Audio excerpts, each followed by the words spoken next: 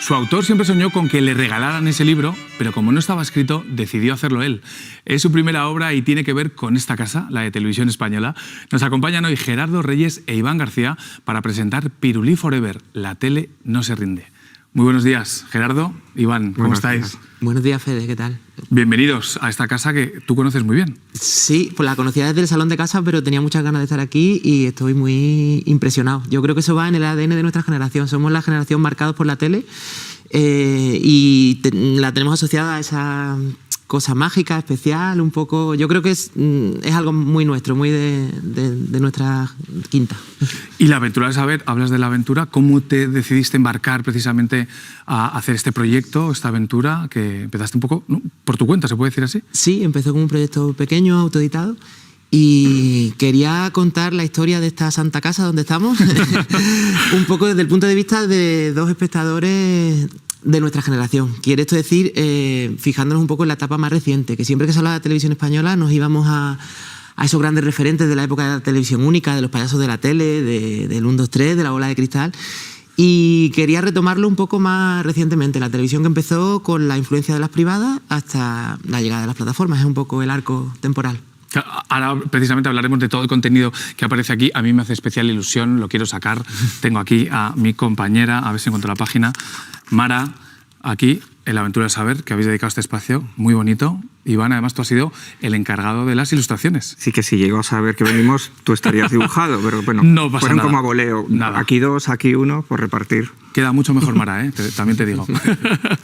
Iván, cuéntame, ¿cómo ha sido ese proceso de las ilustraciones? Pues muy fácil, mucho más fácil que a veces con una editorial más grande o con otro tipo de trabajos, porque al trabajar con alguien que lo está haciendo de manera vocacional, con todo el cariño que le ponía Gerardo, la facilidad para las entregas, hacíamos entregas mensuales, fue muy fácil, muy fácil, muy fácil, muy fácil. No hubo casi cambios. Tuve algún despiste, no es este presentador en concreto de esta década, pero bueno, pero una maravilla. Ojalá todos los proyectos fuesen así de fáciles, la verdad. Claro, eso te iba a decir, porque ¿cómo ha sido el proceso? Entiendo por lo que estáis diciendo que tu camino ha sido o tiene que ver algo con la nostalgia irremediablemente y tu camino ha sido también nostálgico o descubriendo o redescubriendo. Yo soy de tocar muchos palos. O sea, un día te estoy haciendo ciencia ficción, otro día algo para niños o una ilustración científica, pero sí que hay una parte de mi obra y de mi cultura que es puramente lo mainstream a nivel de televisión, de series, de cine, esa cultura pop extranjera y nacional, que también encajaba en lo que Gerardo buscaba. Entonces él fue un poco a tiro fijo, porque conocía mi trabajo y de hecho algunos personajes ya los había dibujado de otra manera o en otros contextos, ¿no? Entonces, bueno, fue una buena alineación planetaria.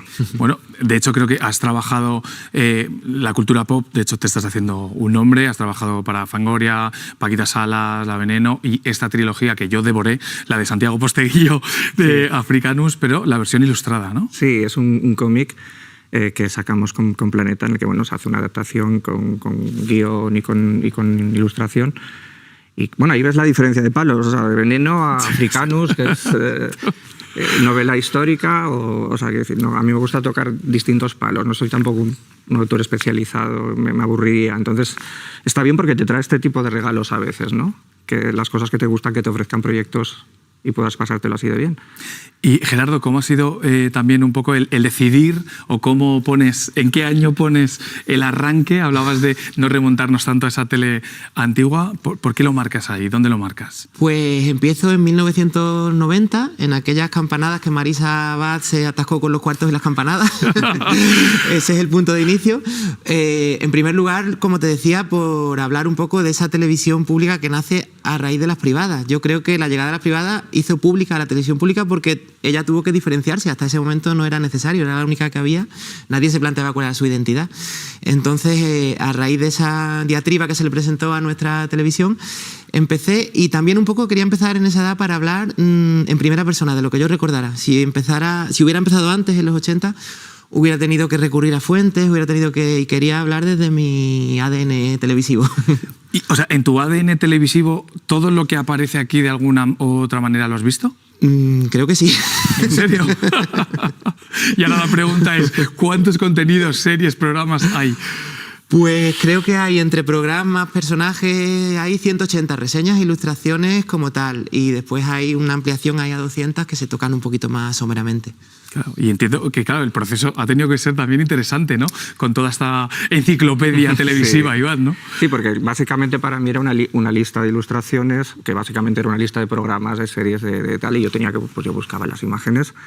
Que aquí lo difícil fue que la mayoría es pre-internet, entonces no encuentras imágenes de calidad, entonces tienes que ingeniártelas un poquito o hacer una parada de una captura de YouTube pero al final bueno, iba apareciendo todo, ¿no? Sobre todo cuando te vas acercando al presente.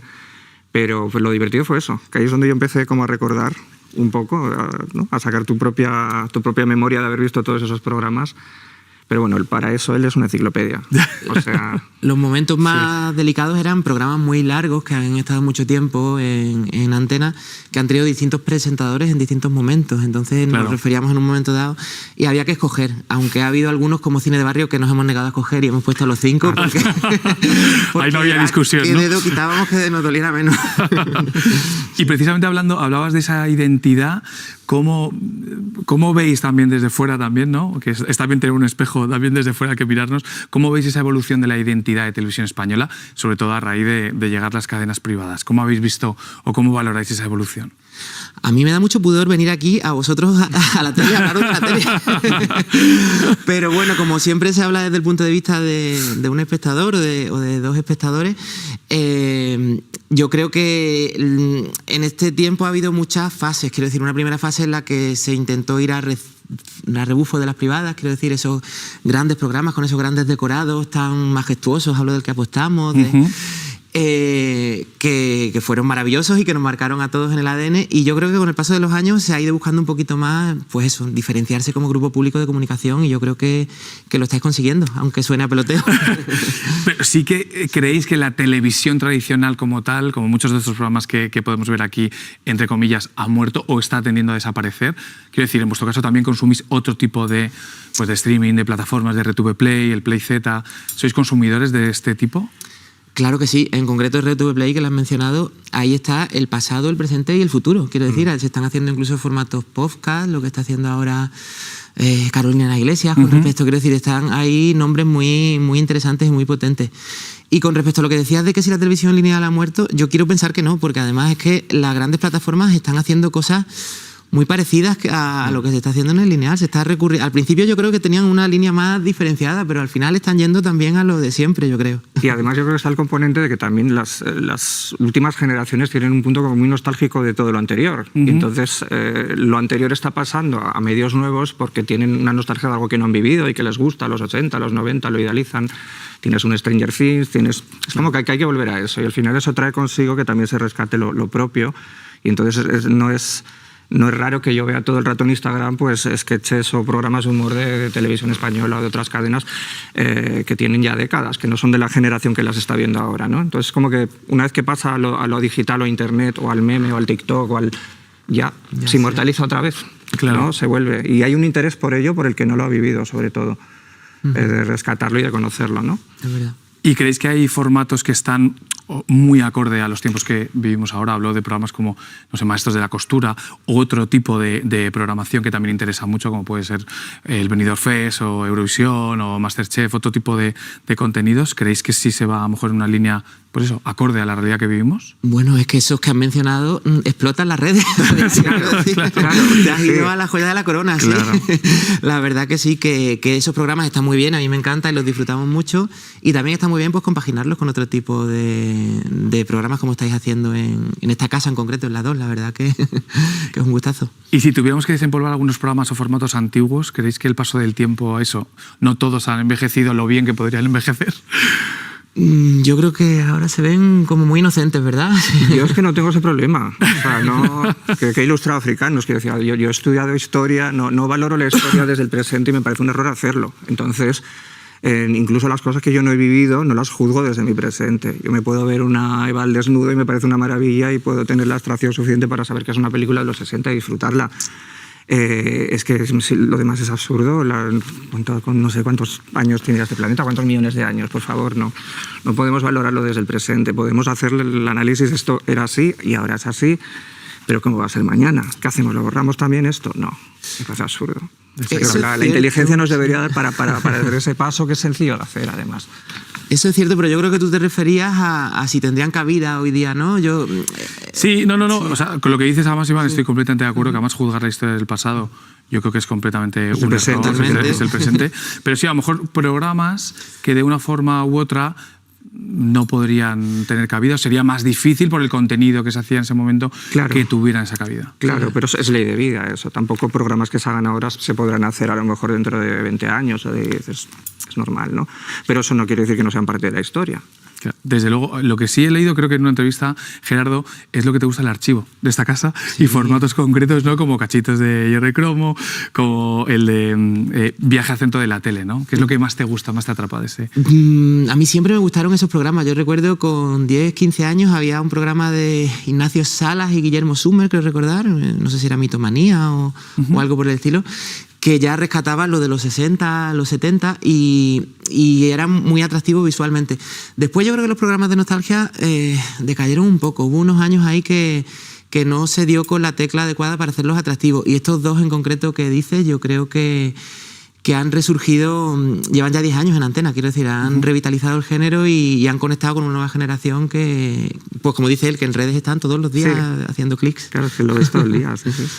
Hablábamos hace unas semanas con Alejandro Casasola sobre este libro blanco del cómic, que es como parece la primera radiografía, ¿no? El primer estudio profundo sobre este mundo, sobre tu mundo. Y él decía que, bueno, que es un sector que evidentemente está al alza. ¿Tú lo ves así? ¿Lo vives así? Creo que no, siempre tiene... A ver, en España siempre ha habido una cantera de ilustradores y de autores de cómic. O sea, yo me formé con gente que no era de mi época. Yo me iba a mercadillos y me compraba revistas como 1984, que yo era un niño, pero me las compraba a lo mejor ya de adolescente, de saldo. Quiero decir, y hubo una cantera de autores buenísimos que trabajaban para editoriales europeas, que trabajaban para editoriales americanas. Aquí hubo mercado y revistas bastantes, pero se fueron terminando.